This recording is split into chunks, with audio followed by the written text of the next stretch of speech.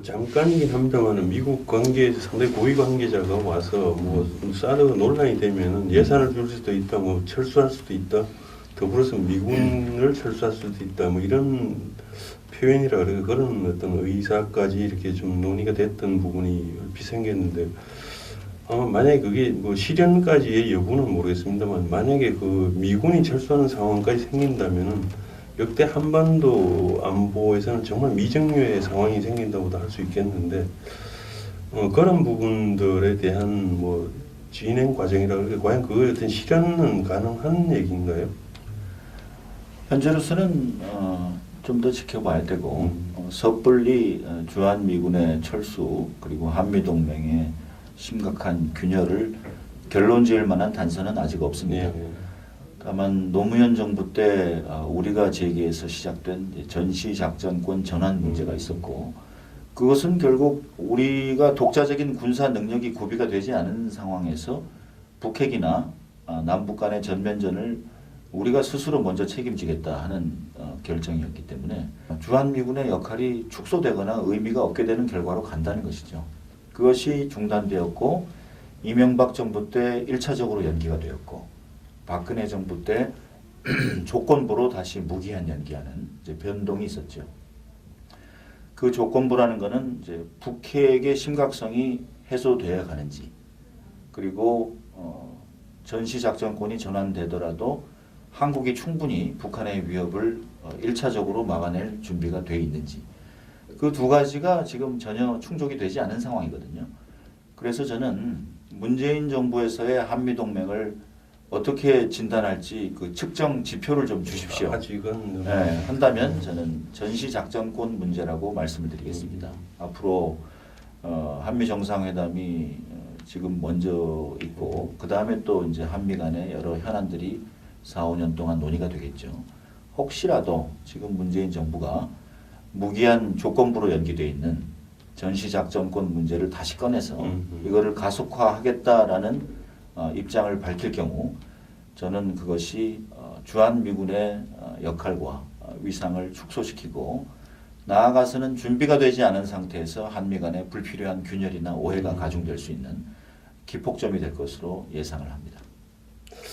그랬다면은 지금까지 어떤 한미 관계에서도 아주 엄청난 변화가 예상된다, 이 말씀이 되는 건가요? 아직 아무것도 보이지 않고 보이지는 아무것도 결정이 되지 않았고, 이번 1차 한미 정상회담에서는 아마 그런 본질적인 문제까지는 짚을 여유가 없을 것입니다. 그래도 어느 정도 좀 이렇게 가늠을 할 수 있는 수준까지는 노출되지 않을까요? 지금 우선 사드 문제에 대해서 미국 의회 관계자나 또 NGO 그리고 싱크탱크들은 나름대로 이제 솔직하게 불쾌감을 드러내고 있어요. 그러나 미국의 백악관, 국무부, 국방부는 어디까지나 공식적인 라인이기 때문에 외교적으로 최대한 예의를 갖춰서 회담에 응할 것이죠. 그러나 지금 미국의 입장에서는 신정부의 대북 정책, 그리고 이 사드를 앞으로 어떻게 관리할 것인가에 대한 우리 문재인 정부의 의도, 그리고 향후 한중 관계, 그리고 나아가서는 한일 관계에 대해서 그 방향점을 가름하기 위한 회담으로 삼을 것입니다. 뭐 아무리 그 외교적으로 돌려서 얘기하고 예의를 갖추더라도 서로가 가지고 있는 본질적인 목표와 그 수단에 대해서 확인을 하려고 될 거예요. 따라서 그 이후에 이 문제를 어디까지 지금 협조를 해나갈 수 있을지, 아니면 이 문제가 심각해질 것을 감지한다든지, 그런 결론은 이번 한미 정상에서 1차적으로 나올 것으로 예상이 됩니다. 그런데 그런 아주 민감한 현안들이, 특히 그 외교 관계에 관한 문제들조차도 그래서 어떤 전문가들의 어떤 신중한 논의보다도 여론에 노출시키고 여론을 그 피드백 시키면서 그거를 어떤 빌미로 삼아서 이렇게 뭔가 그 좀 정책에 반영하고자 하는 이런 움직임도 꽤 보이는 것 같습니다. 아마 어떤 그 외교 면에서도 포퓰리즘 같은 게 아닌가라고 생각이 되는데, 과연 이런 외교나 국익에 관한 문제를 단순히 그 여론에 맡겨서 그거를 반영한다고 하는 것들에 대한 이 경향을 이렇게 좀 주목해 보시진 않으셨나요? 여론과 정책은 제가 생각하기에는 이제 동전의 앞뒷면이라고 볼 수가 있습니다. 특정한 세력이 일관된 대북관, 그리고 대미관, 혹은 세계관을 가지고 여론을 그런 방향으로 유도하는 정책을 짤 수도 있고요. 아니면 본인의 주관이나 대외 전략이 뚜렷하지가 않아서 자신이 없을 때 그때 기분에 따라서 결정되는 여론을 등에 업고 포퓰리즘적인 정책을 취할 수가 있습니다. 뭐 그것을 단순화해서 일반화할 수는 없겠지만 저는 박근혜 정부가 우파 정부이고 뭐 북한이나 미국에 대해서 분명한 원칙을 견지하긴 했지만 아주 세밀하고 치밀한 대외 전략과 정책에 대한 자신감이 없이 국민 여론의 눈치를 보면서 타이밍을 잃었던 경우가 많았고요. 지금 문재인 정부는 그것에 비하면 뭔가의 아젠다가 있는 것 같아요. 대북 정책이나 어떤 대외 정책에 대해서 전임 두 정부와는 차별성이 강한 어떤 세계관을 가지고 있는데 그게 좀 긍정적인 측면인가요? 아니면 좀 우려스러운 측면인가요? 제가 볼 때는 우려스럽죠.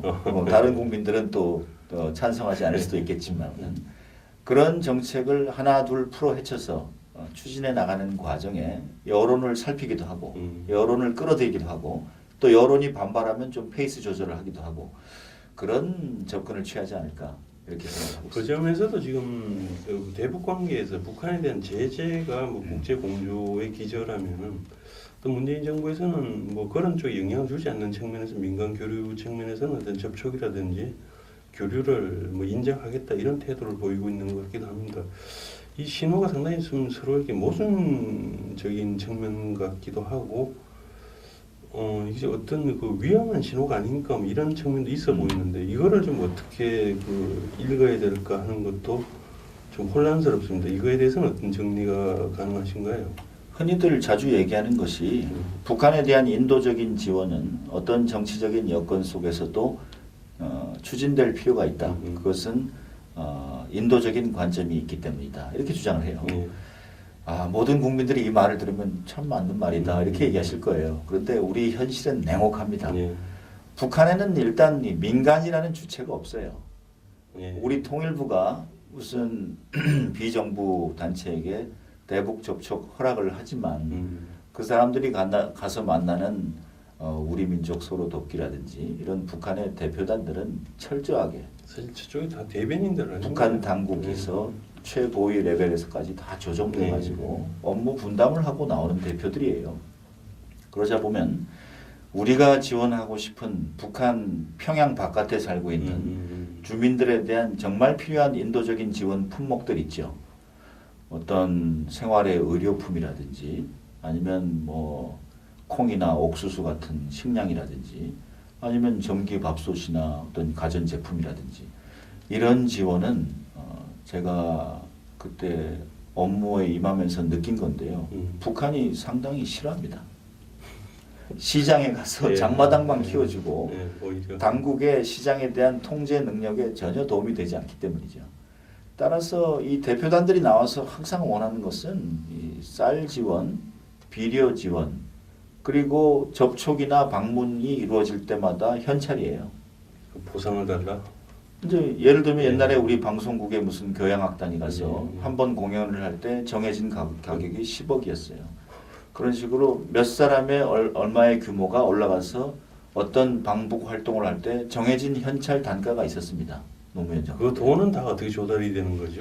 어떤 식으로든 가고 싶어 했기 때문에 북한을 가서 만나고 교류가 되고 또 그러한 남북 교류 협력 건수가 많아질 때마다 남북 관계가 발전된다고 믿고 또 그렇게 홍보를 해왔기 때문에 착시 아니었나요? 그런 현찰이 이제 많이 들어갔죠. 지금 우리가 인도적인 지원을 제기하기 시작했다. 그 접촉이 시작됐다고 말하지만 우리가 원하고 북한 변화를 유도하는 데 필요한 지원과 품목이 얼마나 합의될 수 있을 것인가. 이것은 사실 우리 국민들이 별로 생각하지 않는 부분입니다. 그냥 단순히 포괄적으로 그냥 지원한다라고 하는 선의적인 의도만 그렇죠. 강조되는 거죠. 네, 전략 물자만 아니라면 무슨 휘발유라든지 핵 기술에 필요한 무슨 현찰이라든지 또 우리가 그동안에 쌀은 오랫동안 보관 가능하다고 해서 군량미로 먼저 간다. 그때 2009년도 그때 북한에 엄청난 수해가 났을 때 이명박 정부가 5천 톤의 쌀을 지원한 적이 있어요. 결국 우리 감찰단이 가서 집안 가정에 배분이 되는 것까지 네. 확인하고 왔습니다만 일주일 뒤에 다 회수해 갔죠. 예, 그 탈북자들의 네. 얘기를 들어보면 네. 자기네도 받긴 했는데 네, 다 그게 가져갑니다. 받긴 했지만 네. 금방 뭐 다른 날 다른 루트를 통해서 그게 다 찾아가 결국 버리고. 정부가 다 찾아가 예, 버리는 예. 거예요. 그러니까 했다고 그러더라고요. 그런 모니터링, 분배의 과정까지도 염두에 두고 과연 우리 국민들이 대북 인도적인 지원을 이해하고 있을까? 그래서 대북 인도적인 지원은 논의하긴 쉬운데 우리가 원하는 인도적인 지원과 그 내용 그리고 절차를 결정짓는 것은 상대의 합의가 필요하고 북한은 원하지 예. 않습니다. 그런 점에서 그 언론의 역할도 대단히 중요해 보이는데 그렇습니다. 사실 그 언론들이 그런 어떤 세부적인 문제점이랄까 실질적인 문제에 대해서 분석하고 언급하고 이러기보다는 뭔가 감성적인 총체적인 접근을 통해서 그냥 그 과정에 대해서는 별로 중요하게 여기지 않는 이런 여론들이 꽤 있는 것 같은데 그래서 그게 일반인들 그 국민들에게 독자들에게 전달되면 그것이 마치 어떤 정책의 기조가 돼야 되는 것처럼 이렇게 인식을 하는 경우도 많아 보입니다. 그래서 이 부분은 아무리 뭐 외교 라인의 실무자들이 어떤 정책을 위반한다 하더라도 여론이 그것을 지지해주지 않으면 또 어떤 그 갈등과 혼란이 있을 수 있다고 보는데 이 부분에 대한 뭐 대응 전략이랄까 방안 같은 것도 따로 좀 논의를 할 수 있을까요? 결국 글로벌 시각에서 언론이 문제의식을 갖고 있느냐의 문제인데요. 여담입니다만은 그 남북 정상회담이라는 게 역대 정권마다 한 번씩 고려는 됐습니다. 성사된 것이 이제 김대중 노무현 정부의 예. 두 차례고요. 제가 그때 참 흥미롭게 느꼈던 것은 청와대나 이런 통일부 출입 기자들이 남북 정상회담의 성사에 대해서 굉장히 들뜨고 흥분한다는 것이죠. 왜냐하면 북한을 가고 싶어서요. 네, 한번 가보고 싶은 거예요. 예. 호기심이 있고 취재단으로 수행을 할 수가 있으니까 북한에 가보면 그동안 신기했는데 한번 가보고 싶다. 이런 낭만적인 생각이 지배한다는 것이죠. 지금 유엔 제재가 가동이 되고 있고 또 미국과 국제사회가 북한 핵 문제의 심각성을 일깨우면서 전방에 이제 경제 압박이 진행되고 있는데 우리 당국자들은 지금 취임 일성으로 한 것이 개성공단과 금강산 문제의 해결 이렇게 얘기하더라고요. 저는 그 해결이라는 단어가 굉장히 불편하게 느껴졌습니다. 무엇이 무엇을 해결하는 것인가? 그럼 지금 다 닫혀져 있는 게 마치 모순이나 잘못된 일인가? 저는 남북이 교류를 하고 그 파급 효과가 북한의 지방까지 주민들에게까지 전달되는 교류가 되도록 추진하는 것이 중요하다고 보고 또 지금 상황에서 과거처럼 금강산 관광이나 개성공단을 재개했을 때 결국 그 근로자들한테 봉급이 직접 가는 것이 아니라 우리가 북한 당국에게 그 총합액을 갖다가 예, 전달해 주면 거기서 액수를 주는 거 아니겠어요? 북한은 그 노동자들한테 물물 교환 쿠폰을 줍니다. 예, 뭐 대부분은 네. 대부분의 북한 정권 정도 들어가는 북한 정권에게 현찰로 가는 거예요. 금강산 관광도 마찬가지고. 그리고 그래서 그게 뭐 이런 그 지원 비용이 결국 미사일에 대해서 돌아왔다 이런 부분이 현찰은 아닐까요? 어디에다 쓰는지 아무도 모르기 때문에 예. 그래서 결국 금강산과 관광도 우리가 원하는 방식으로 개선이 돼서 다시 추진하면 말릴 이유는 없습니다만은 지금 상황에서는 오해를 줄 수 있다는 얘기고 예. 또 북한과 그런 어려운 협상을 해서 우리가 지원하고 싶은 품목과 내용과 절차를 우리가 북한한테 납득을 시킬 수 있을 것인가. 그 정도의 결연한 의지와 어떤 태도가 있다면 저는 지켜보겠습니다만은 그런 문제의식이 없이 그냥 나오는 말들이 아닌가 이런 생각을 하게 되고요. 근데 이런 그 문제의식을 제기하면 한편에서는 마치 이게 무슨 반통일을 지향한다든지 뭔가 남북의 어떤 그 민족 간의 교류를 방해하는 뭐 이런 의도가 있는 게 아니라고 하는 거꾸로 그에 공격을 받기도 쉬운 상황처럼 보이거든요. 지금 뭔가 이게 우리 사회가 바뀌었다는 게 그런 점에서 크게 달라지지 않은가 생각이 됩니다. 그래서 지금 과연 이런 대북 정책이나 이런 것들이 이제 아니 대미 관계조차도 우리 지나치게 감성에 호소하고 있는 것은 아닌가 이런 측면이 있어 보이는데 이런 것들에 대해서 우리가 어떤 태도로 이거를 좀 임해야 될까 하는 것도 참 숙제라고 생각이 됩니다. 교류와 협력의 이제 빈도가 커지고 그 양이 확대되는 것은 질적인 발전하고 병행이 돼야 된다고 봅니다. 무엇을 어떻게 지원하고 그 혜택이 누구한테 전달이 되는지 그 문제를 아까 지적하신 그 언론의 기능에 비춰봤을 때 좀 더 정확하고 알기 쉽게 언론들이 일깨워주고 또 국민들은 그런 문제의식을 가지고 우리가 세금을 내면 이것이 정부가 올바로 건전한 목적으로 활용을 해서 남북관계가 제대로 발전하도록 정말로 피땀 흘려서 노력을 하고 있는지 그런 체크 기능이 좀 강화될 필요가 있다고 보고요. 그 다음에 아까 통일 말씀을 하셨는데 통일을 어떻게 할 것이냐에 대해서 입장도 크게 다른 것 같습니다. 지금 문재인 정부를 포함해서 일명 이제 진보 좌파 네. 이제 경향성을 보이는 사람들은 합의에 의한 통일을 많이 강조하더라고요. 합의를 해서 통일을 한다는 것은 저는 김씨 가문의 북한 지배가 지속되는 한 어렵다고 봅니다. 연방제 통일이라는 것이 우리가 받아들일 수 없는 사회주의적인 통일 방식이고요.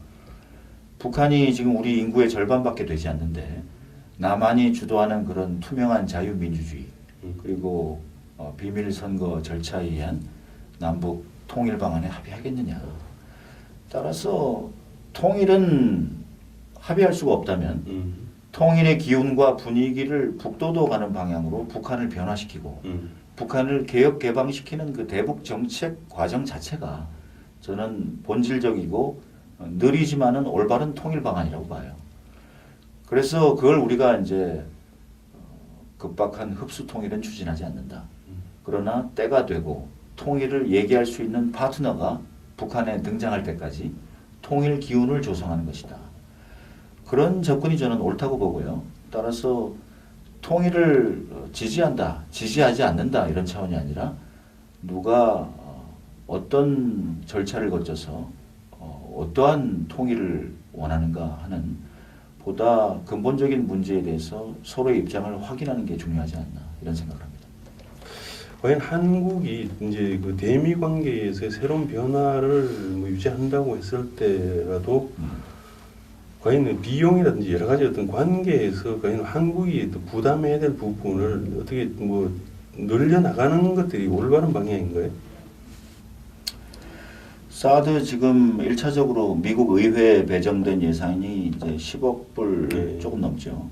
결국 트럼프 대통령이 한국 대통령 선거 며칠을 남겨두고 10억 불을 한국이 냈으면 좋겠다는 돌발 발언을 했는데 아마 그 예산을 얘기하는 것 같아요. 미국은 이미 거기에 대한 예산이 확정돼 있는 것이고 미국 대통령이 볼 때는 이게 한국이 너무 그냥 앉아서 가만히 있는 게 아니냐. 무임승차하거나 네. 방치한 거 아니냐 이런 그런 이제 의도를 내비친 것 같은데요. 저는 그 시점이 좋지 않았다고 봅니다. 한국이 지금 바짝 긴장해서 새 지도자를 지금 고르고 있는 와중에 한국 국민들한테 좀 경각심을 주는 그런 공격적인 발언이 나왔다는 것은 외교적으로도 좀 미숙하지 않았나 그런 생각을 하고요. 그리고 앞으로 뭐 분담금에 대해서 국방부 차원에서 한미 논의가 있을지 모르겠어요.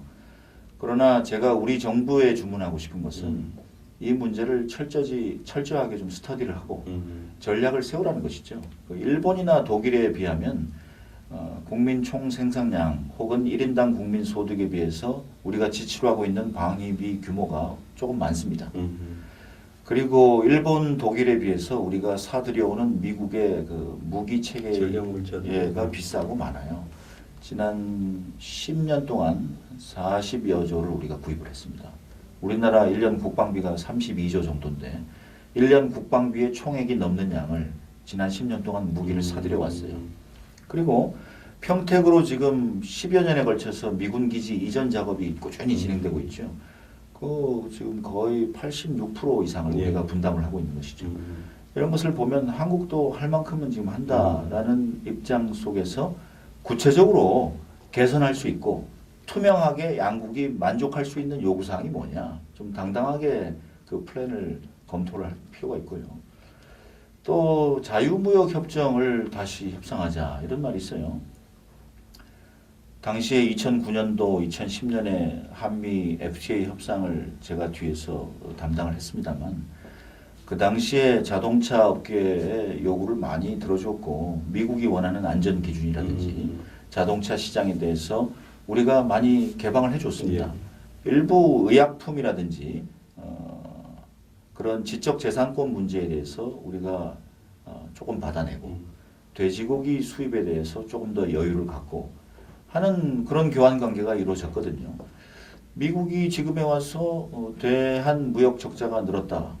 그 이유는 우리나라 상품, 자동차 이런 품질이나 애프터 서비스 그리고 품질 대비 가격 경쟁력에 대한 소비자의 판단인 것이지 정부가 절차가 잘못된 것은 절차 합의해 놓은 것은 제가 볼 때 대단히 투명하고 객관적이었다고 봐요. 그리고 일정 부분 오바마 행정부의 요구사항을 많이 들어줬고요. 트럼프 행정부는 그 시장이 만들어갈 수 있는 영역하고 정부가 합의해서 만들어갈 수 있는 시장에 대한 간섭의 그 재량권 이 문제에 대해서 다시 한번 진지하게 검토를 해볼 필요가 있고요. 우리나라도 지금 산업자원부 밑에 통상 협의 기능이 이관돼 있습니다만 우리나라의 제조업계와 일선 기업을 직접 상대하고 있는 기관이 기업의 애로사항을 직접 청취하면서 그 기업의 개혁을 주문하는 대외협상을 동시에 담당하는 것이 모순적입니다. 다시 한번 이것이 외교통상부라든지 어떤 전문적이고 객관적인 대외협상을 관리하고 관장하고 모니터할 수 있는 그런 조직 개선도 필요하다고 봐요.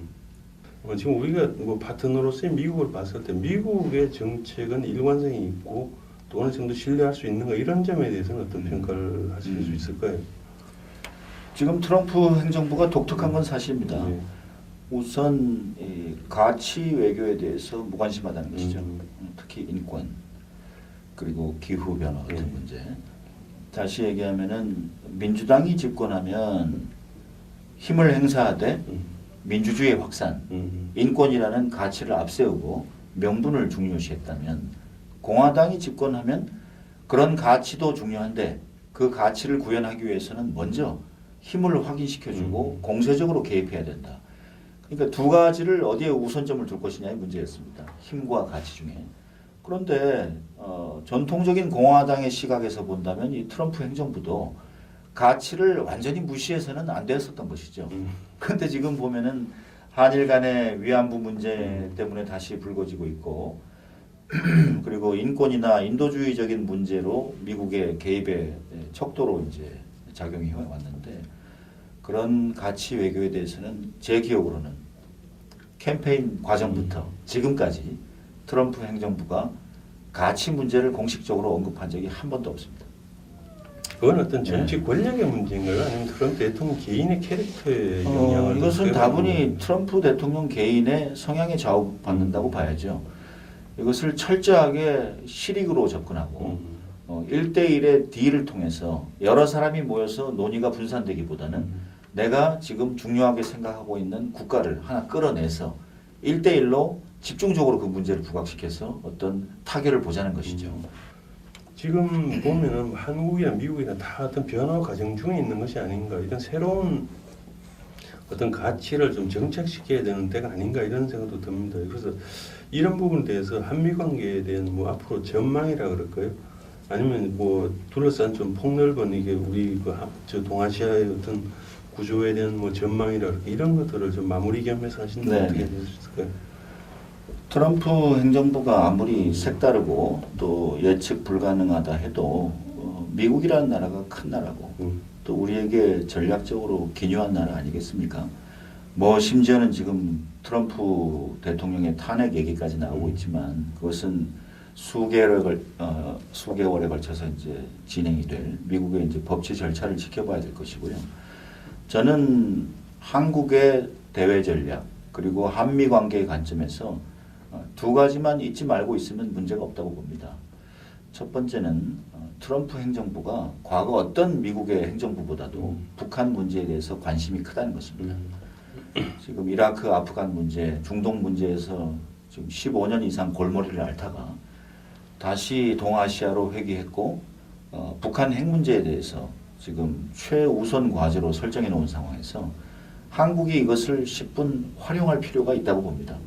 미국이 가진 글로벌 리더십, 역량, 그리고 여기에 대한 전대미문의 관심을 우리가 10분 이해를 하고 이 문제에 대해서 미국과 어떤 효과적인 공조를 할 수 있을 것인가. 그리고 우리가 생각하는 우리의 통일 방안 그리고 대북 정책을 얼마나 최대한 담아내서 이런 대국 관계에서 우리의 입장을 확대해 나갈 것인가 하는 것을 지금 우리의 정부가 명심해 줬으면 좋겠고요. 두 번째는 이 글로벌 코리아 외교인데 저탄소 시대로 가야 되고 기후변화 문제가 결국 환경을 파괴하는 걸 넘어서서 우리 인류의 새로운 산업 패러다임으로까지 지금 확산이 되고 있죠. 기존의 화석 연료를 사용하면 결국에 구시대적인 산업이 되는 것이고 신재생에너지 그리고 우리 정부가 지금 잠시 혼돈하고 있는 것 같습니다만은 원자력 에너지를 안전하게만 관리하면 가장 청정 에너지라고 볼 수 있고 지금 30% 이상의 전력을 우리가 원자력에 의존하는데 갑자기 없을 수가 없는 것이죠. 이런 문제에 대해서 트럼프 행정부가 무심하단 말이에요. 그렇다고 해서 우리까지도 무심해서는 안 된다는 거죠. 인권이나 인도적인 문제는 말할 것도 없고 이런 글로벌 시대에서 선진국들이 미래의 새로운 패러다임을 열기 위해서 치열하게 경쟁하는 것은 비단 저는 윤리나 가치, 규범의 문제만은 아니라고 봅니다. 그런 새로운 시장과 기술 그리고 지평을 열어낼 수 있는 나라는 부도 얻게 되고 경제적인 패권과 세계 질서의 새로운 패러다임을 주도하게 된다는 것이죠. 아마 트럼프 행정부는 기존의 이제 정유업계라든지 자동차 업계라든지 기존 산업에 안주해 왔던 유권자들 지지층을 10분 이제 의식한 결정으로 보입니다만 미국 캘리포니아 주를 가보시면 또 신재생 에너지 또 녹색 성장을 위해서 엄청나게 매진하고 있는 IT 기업들이 밤을 안 자고 연구를 하고 있는 것이죠. 트럼프 대통령이 아무리 그렇게 얘기를 해도 시대는 21세기 중반으로 넘어가고 있다는 것입니다. 그렇게 볼 때 우리나라도 긴장의 끈을 놓지 말고 글로벌한 관점에서 한미동맹을 어떻게 또 우리가 넓은 시각으로 끌어와야 될 것인지 그리고 한반도와 동북아에서만 갇혀있지 말고 세계가 지금 어떤 것을 놓고 치열하게 경쟁을 하고 있는지 그런 명분과 실리를 잘 따져서 일본을 대할 때 그리고 북한을 대할 때 인권과 인도주의에 대해서 우리가 자신 있게 얘기를 할 수 있고 또 이런 기후변화나 에너지 시장 그리고 녹색 성장에 대해서도 전임 정부가 했다고 차별화하고 무시하기보다는 철저하게 새로운 이름을 붙여도 좋고 그 컨텐츠에 발전된 내용을 첨가해도 좋고 그것이 대한민국에게 필요하고 한미동맹에게 도움이 되고 우리 대한민국에게 미래에 큰 기회가 된다면 자신 있게 받아들이고 추진할 수 있는 용기도 필요하다고 봅니다. 예, 감사합니다. 자, 지금까지 성균관대 정치외교학과 김태우 교수님 모시고 한미관계 또 그 한반도를 둘러싼 여러 가지 그 외교적인 변화, 정치 지형의 변화 이런 것들에 대해서 아주 식견 높은 말씀을 들어봤습니다. 지금 뭐 이 방송을 시청하고 계시는 시청자나 또는 저희 미래한국을 읽고 계시는 독자 여러분들께서도 이 한미 관계를 비롯한 외교 관계라고 하는 것은 단순히 감정에 휘둘리는 문제들이 아니라 대단히 냉철하고 진지하게 살펴보고 신중하게 대응해야 될 그런 문제라고 판단이 됩니다. 그래서 이런 그 김태우 교수님과의 대화가 여러분들의 판단과 어떤 결정에 좀 조금이라도 어떤 그 도움이 되기를 바라면서 오늘 시간을 마무리하도록 하겠습니다. 지금까지 말씀 주셔서 감사합니다. 예.